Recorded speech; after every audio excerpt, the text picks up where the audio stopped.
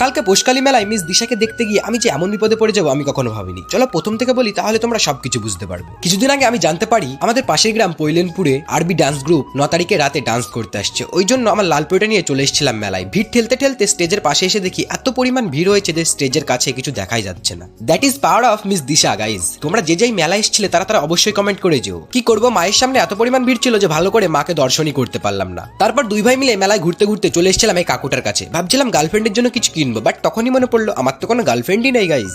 দেন চলে এসেছিলাম এই দাদুর কাছে ঠান্ডার মধ্যে গরম গরম চা খেতে। চলো আমি ততক্ষণ চাটা খেয়ে নিই, আর তোমরা জানিয়ে যে আমার ভিডিওটা তোমাদের কেমন লাগে। এদিকে আসার পর দেখি আমার লালপুরির পিছনটা পুরো ভিজে গেছে। আমরা নিজেকে অনেক বেশি ভালোবাসি, তাই জন্য সিটের ওপর নিজের নামটাই লিখছিলাম। আর এদিকে দেখো রমেন ভাইয়ের তো অনেকগুলো গার্লফ্রেন্ড, ওই জন্য সিটের ওপর ওর গার্লফ্রেন্ডের নামটাই লিখে দিয়েছে। মিস দিশা হলো ভোজপুরি গানের ডান্স কুইন। সে এদিকে তার ডান্স দিয়ে স্টেজ কাঁপাচ্ছিল, আর আমরা এখানে দাঁড়িয়ে দাঁড়িয়ে তার ডান্সটা দেখছিলাম।